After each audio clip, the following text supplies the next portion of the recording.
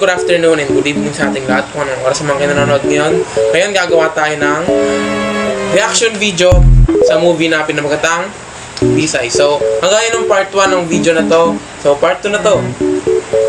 Kagaya ng part 1, mayroon sa ating inanda na 5 question ulit. Yan, nakasulat yan sa ano. So, kailangan natin sagutin, and syempre, kailangan natin mapaliwanag kung ano bang contents nitong video na to ng maayos at maliwanag para maintindihan yung lahat, diba? So, samahan ko. Tara!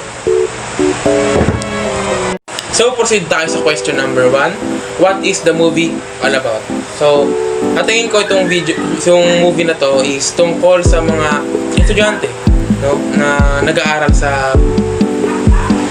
Philippine Science, and kung ano ba yung mga struggle na kinakaharap nila sa kanilang pag-aaral. So, yun. Proceed na tayo sa question number 2. What is the theme of this film? What are the filmmakers trying to tell us? So, natingin ko yung gusto yung parating ng filmmaker dito, no? Na dapat i-prioritize natin bilang estudyante yung pag-aaral natin over sa mga ibang bagay na hindi naman masyadong importante sa atin, kagaya ng pagkakaroon ng boyfriend o girlfriend, diba? Pagkakaroon ng love life in a very young age, and na-set aside yung pag-aaral natin kasi mas na-priority natin yung love o sa mga ibang bagay pa, diba? So, dapat talaga fokusan natin yung pag-aaral higit sa kahit ano. So, proceed tayo sa question 3. Is the movie at all similar to what is happening in life?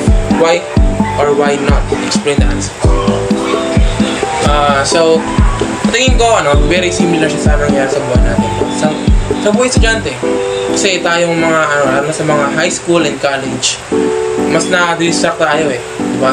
Lalo na sa mga kasama natin, mga nakakasama natin sa school, mga nakaka-interact natin. Diba?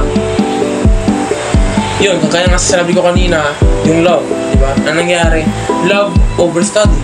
Mas na-prioritize na yung love. Napabayaan na yung pag-aaral. Kagaya dun sa nangyari dun sa first character sa first year. Yung dalawang character na yan. Pabayaan nila yung pag-aaral nila. Diba? And dun sa second year naman, dahil nakapili sila ng kaibigan na medyo hindi maayos, nakapili siya ng kaibigan na hindi maayos, yung medyo nabubuli siya, utusan, mapabayaan niya yung pag-aaral niya. Diba? So, dapat talaga mas pinafokusan natin yung mga bagay na mahalaga kaysa lang sa mga bagay na hindi naman tayo mag-benefit masyado. Diba? So, proceed tayo sa question number 4. So, what are the key points that are most memorable for you throughout the whole movie? So, para sa akin yung pinaka sa akin, yung tumatak sa akin, yung sa talaga, sa first year, di ba? Sila ba yun? Sila Vena, di ba? Kung namalala yung pangalan ng isang karakter na lalaki, kasi nangyari na sa akin yung dati, diba? Medyo personal to, pero mention na rin natin, di ba? Nagkaroon ako ng girlfriend, di ba?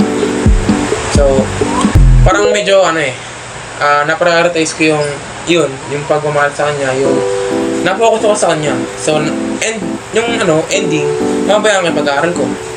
So, ang laki ng impact sa akin nun eh.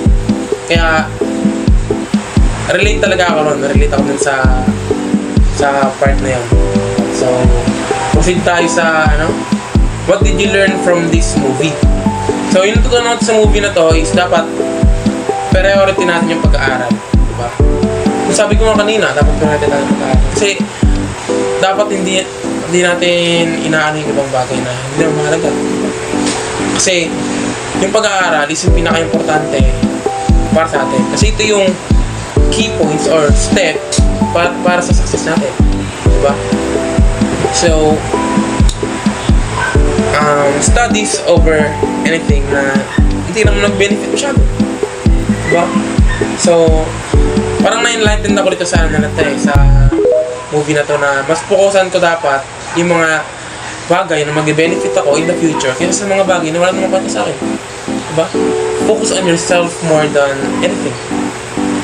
And yun, yung natutunan ko talaga doon is pag-aaral muna. Diba? So, maraming salamat sa panonood kahit hindi gaano kaayos yung video natin kasi mahirap lang tayo. Yun naman yan. Sira pa yung bahay namin. Maraming salamat sa pakikinig and pag-pay attention at sa panonood sa video na to. So, hariga, thanks!